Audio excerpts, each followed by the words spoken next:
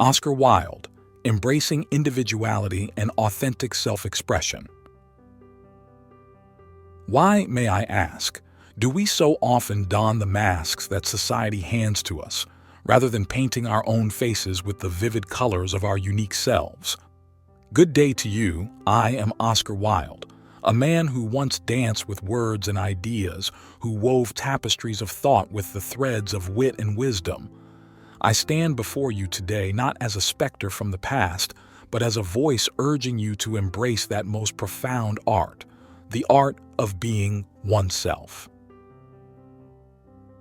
Now, let us delve, not into the depths of the earth, but into the essence of our very being. To be oneself, in a world that is constantly trying to make you something else, is the greatest accomplishment. It is the first lesson in our discourse, and perhaps the most crucial. We are not born originals to die copies, you see.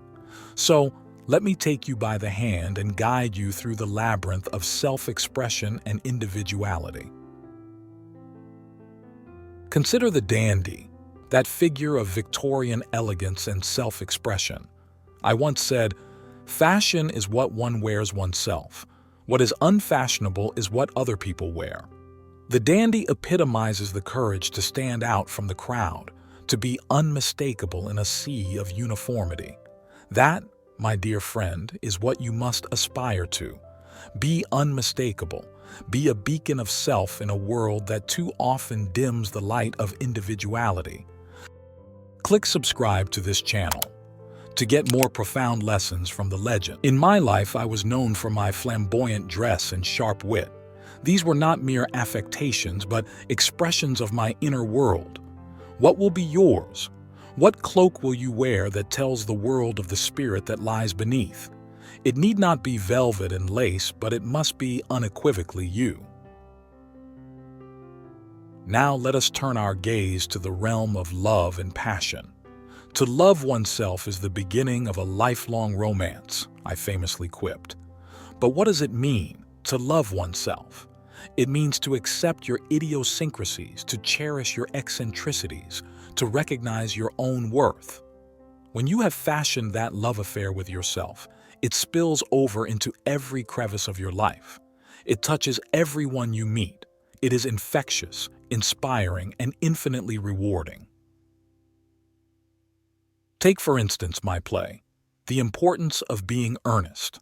It is a farce, yes, but beneath the humor lies a scathing critique of Victorian society and its disregard for individuality. The characters wrestle with their identities, donning false names and personas, all in the pursuit of love and happiness. But it is only when they embrace their true selves that they find contentment. The lesson here is clear. Authenticity is the key to unlocking the doors of joy and fulfillment. But how does one become authentic? It is a process akin to the peeling of an onion. Layer by layer, you must strip away the expectations, the conventions, the assumptions, until you arrive at the core. It is not an easy process. It may bring tears to your eyes, but what you are left with is pure, unadulterated self. Now, I ask you a question of profound importance. Have you ever considered the masks you wear?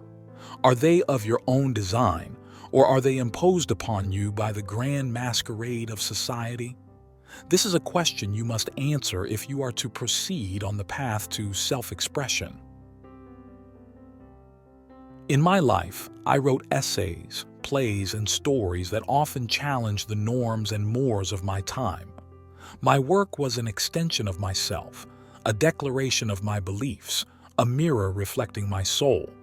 Can you say the same of your own creations, be they written, spoken, or lived? In De Profundis, I wrote of sorrow, suffering, and ultimately of self-discovery. It was in the depths of despair that I found a truer sense of who I was. Sometimes, it is in our darkest moments that the light of our true self begins to shine brightest. Do not shy away from these moments. Embrace them as opportunities to forge your identity in the fires of adversity. It is your turn now to seek out those moments, to use them as the anvil upon which you hammer out your individuality. It may be a solitary quest at times, but it is a noble one. The alchemy of self, crafting your essence. In the tapestry of life, each thread is unique, a different color, a different texture. I invite you now to weave your thread boldly into the grand design. This segment of our discourse, let us call it the alchemy of self, crafting your essence. For it is here where you will learn the subtle art of turning the base metals of your being into the gold of true self-expression. The alchemy of which I speak is not found in dusty old tomes or within the confines of a laboratory. No, it is practiced in the heart and mind. It is the process by which you take the raw, unrefined elements of your personality and experiences and transmute them into the expression of your deepest truths. Take, for example, the way I approached my work. I wrote not for the masses, but for the individual soul that sought solace and recognition in my words. The Picture of Dorian Gray, my only novel, was a vehicle for examining the duality of man, the eternal dance between the seen and unseen self. It was a mirror to the complexities of human nature, reflecting back not what society wanted to see, but what truly lay within. Now consider your own life. What are the stories only you can tell? What experiences have shaped you in ways that no one else has been shaped? These are the raw materials from which you will craft your essence. Do not squander them. They are precious, and they are yours alone. Remember, to be natural is to be at ease with one's own nature. If you find yourself at odds with the person you present to the world, it is time to reevaluate the expression of your essence. As I once said, most people are other people. Their thoughts are someone else's opinions, their lives a mimicry, their passions a quotation. Do not be most people. But how, you might ask, can one begin this transformation? It starts with introspection. You must become both the sculptor and the marble, willing to chisel away at the superfluous to reveal the form within. It is not merely about knowing oneself, but about being brave enough to live oneself. Let us now take a moment to dwell on the concept of courage. It takes a great deal of bravery to stand up to our enemies, but just as much to stand up to our friends, and even ourselves. To express oneself honestly in a world that often rewards conformity is an act of rebellion. But it is a rebellion that is necessary if one is to live a life of authenticity. Consider the courage it took for me to challenge the conventions of my time, to write plays that mocked the very society that attended their performances. An Ideal Husband and Lady Windermere's Fan are laced with social commentary, cloaked in wit and humor. The courage to express such ideas came from an unwavering commitment to my vision, to my voice. And what of your voice? Is it buried under layers of fear and doubt? I say to you, unearth it. Let it ring out with the clarity and passion of who you are. Do not be afraid of criticism or failure, for they are but shadows cast by the light of your brilliance. Now, I pose to you a question that may pierce the heart of your current existence. When you look back upon your life, will you see a path marked by your own footsteps, or will you see only the hollow impressions of where you were told to walk? Moving forward, let us consider the notion of artistry in everyday life. Your life is your art, the choices you make, the love you give, the values you stand by. These are the brushstrokes of your masterpiece. Be deliberate in your actions, as an artist is deliberate with his brush. Take, for instance, the care I took with language. Each word was chosen for its sound, its meaning, its ability to convey a thought or emotion perfectly. In the same way, choose your actions, your words, your paths with intent. Make each a reflection of your authentic self. It is not enough to simply exist as oneself in private. One must also learn to do so in public. To express oneself, to live authentically, is to perform the greatest act of defiance against societal expectations. It is to say, I am here, I am myself, and I will not be otherwise. In the latter part of my life, I faced trials that would have broken many a lesser man.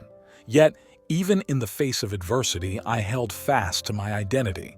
From my trials, I learned the true meaning of suffering, and from suffering, I learned the true meaning of joy. For it is only when we have endured the night that we can truly appreciate the day. Now, as we move to the next segment, I urge you to carry with you the lessons of courage, of artistry, and of defiance. For they are the tools with which you will craft the essence of your being, the alchemy of self. The mirrored self, reflections of inner truth. The pursuit of one's individuality is akin to the pursuit of the horizon, ever present, ever elusive, and yet ever inspiring. This chapter, which I shall entitle The Mirrored Self, Reflections of Inner Truth, will guide you into understanding the importance of self-reflection in the journey to authenticity. Self-reflection is not mere navel-gazing. It is the contemplative process of dissecting one's thoughts, emotions, and actions to understand the why behind the what. It is through this understanding that one's true nature is revealed, like a figure emerging from the fog. Consider the act of writing a letter. In my time, this was an art form, a means of bearing one's soul. In The Importance of Being Earnest, the character Cecily says, I never travel without my diary. One should always have something sensational to read in the train. The diary, like the letter, is a mirror to the self. It reflects the truth of our inner world, free from the distortions of external judgment. Now, think of your own life as a diary, each day a new entry. What truths does it reveal? Are you the hero of your own story or a bit player in someone else's script? To know oneself, one must be honest, even when the truths uncovered are uncomfortable. In the quietude of self-reflection, one often finds that the loudest voices are not the most truthful. My own life was a cacophony of opinions, judgments, and expectations. Yet, through it all, I sought the whisper of my own voice. In De Profundis, written during my incarceration, I peeled back the layers of my life, examining the choices I had made, both good and ill. It was an act of self-redemption through the power of reflection. I challenge you then to embark on a similar journey. Take stock of your life, not through the lens of societal norms, but through the lens of personal truth. What do you find? A soul yearning for expression, perhaps, or a spirit dampened by conformity? The mirror of self-reflection will reveal many things, flaws and virtues alike. Do not shy away from either, for they are the yin and yang of your being. As I have said, every saint has a past and every sinner has a future. It is not about perfection. It is about progress, about the evolution of the self. And yet one must be wary of becoming trapped in the reflections of what was or what could be. The present moment is where life is lived. It is where choices are made, where the self is expressed. Do not live in the past nor pine for the future. The present is your canvas. Paint it with the vivid colors of now. Here, I ask you to consider the following. When you gaze into the mirror of your life, do you recognize the person staring back at you? Or do you see a stranger adorned with the expectations and desires of others? The narrative of one's life is not written in stone, but rather in the sands of time, and with each wave, each moment, each breath, it is yours to reshape. My own narrative was punctured by scandal and marred by societal condemnation, yet I remain the master of my story. The Ballad of Reading Gaol, a poem that I penned after my fall from grace, served as a testament to my resilience, to my refusal to let the judgments of others define my existence. Now, let us turn to the notion of resilience in the face of adversity. Your path to individuality will be fraught with challenges, both internal and external. Society, with its ever-watchful eye, will attempt to corral you into the safety of the herd. Your own doubts and fears will whisper tales of conformity and security, but you must be steadfast. Resilience is born of the unwavering belief in one's own worth and the value of one's own voice. In times of hardship, I clung to my wit and my pen as lifelines. They were the instruments of my self-expression, the tools with which I carved my place in the world. What are your tools? Identify them, hone them, and wield them with precision. Life is replete with moments that demand resilience. Remember, it is not the critic who counts, not the man who points out how the strong man stumbles, or where the doer of deeds could have done them better. The credit belongs to the man who is actually in the arena, whose face is marred by dust and sweat and blood, who strives valiantly, who errs, who comes short again and again, because there is no effort without error and shortcoming. The Luminous Rebellion, Illuminating the Path of Individuality. As we delve deeper into the essence of self-creation and the continuous journey towards personal authenticity, let this segment be christened The Luminous Rebellion, Illuminating the Path of Individuality. Here, we shall explore the incandescent act of defining oneself amidst the shadows of conformity and the importance of illuminating one's path with the light of personal conviction. The Luminous Rebellion is not a call to arms, but rather a call to essence. It is an invitation to stand in one's truth, to rebel against the darkness of imposed identity, and to shine forth with the light of self-knowledge. This rebellion is a solitary act, a quiet revolution within the chambers of one's soul. Consider the lighthouse, standing solitary against the tumult of the sea. It does not bend with the waves, nor does it whisper with the wind. It stands resolute, a beacon of guidance and safety. In much the same way, you must become the lighthouse of your life. Your values, your passions, your truths. These are the beams that cut through the fog of existence. In my own life, I dared to illuminate the dim corners of Victorian England, exposing the hypocrisies and absurdities of its stringent moral code. Works like The Importance of Being Earnest employed satire as a brilliant light, revealing the shadows of a society too rigid to laugh at itself. It was a rebellion not through force but through enlightenment. Now, as you stand upon the cusp of your own rebellion, ask yourself what shadows you must illuminate. Where has the darkness of fear or doubt dimmed the brilliance of your potential? It is in these areas that you must shine your light most fiercely. Let us then consider the power of conviction. Conviction is the fuel that powers the light of the lighthouse. It is the unwavering belief in one's course, the unshakable trust in one's direction. Without conviction, the light falters and the path becomes unclear. But with it, every step is taken with confidence, even in the face of life's storms. In my trial and subsequent imprisonment, my conviction was tested as never before. Yet, even as I faced the derision of society, I held firm to my sense of self. In my work, De Profundis, written from the depths of despair, I sought to turn suffering into understanding, to convert darkness into a guiding light for the journey of self-realization. Thus, I implore you to kindle the flame of your convictions. Let them burn bright and steady. When others seek to extinguish them, protect them fiercely.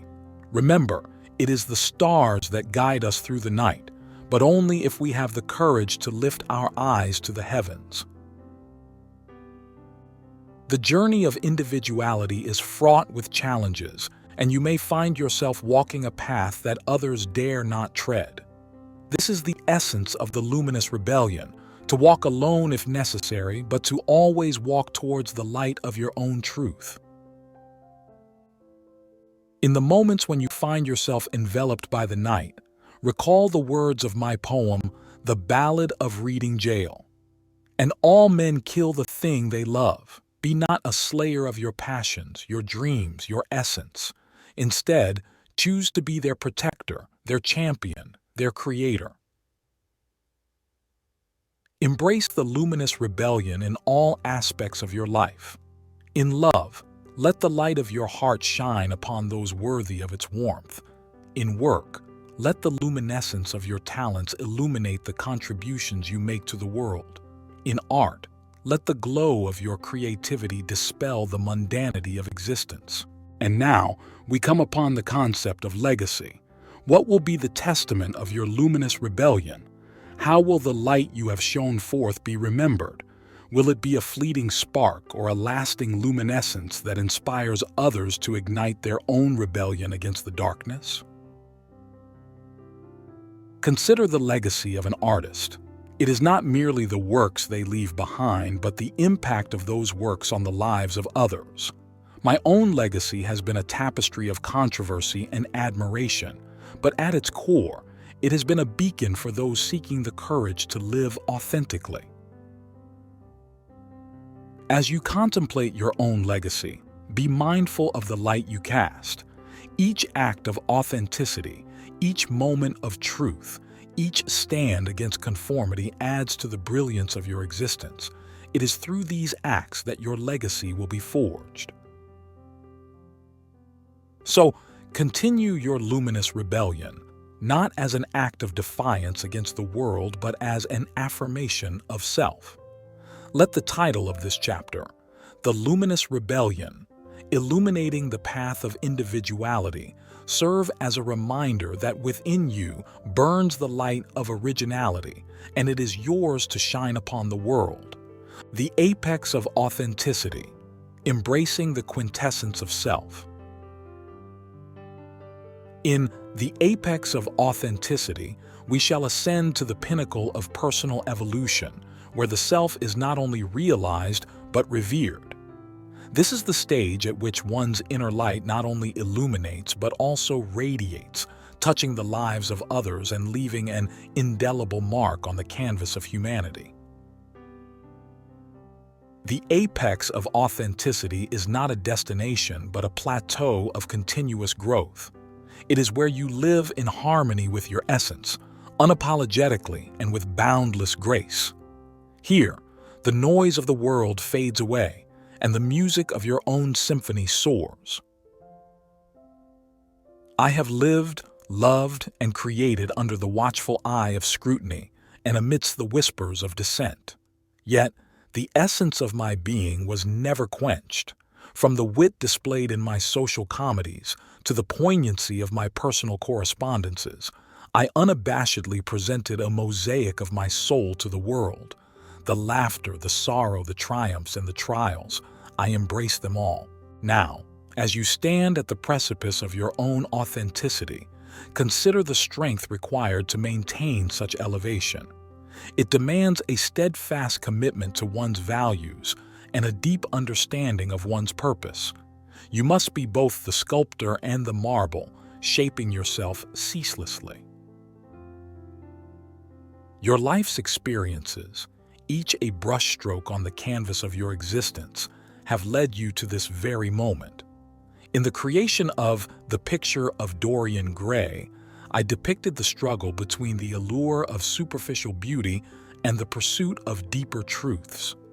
The protagonist's downfall serves as a cautionary tale that warns against sacrificing authenticity for fleeting pleasures or the hollow approval of society.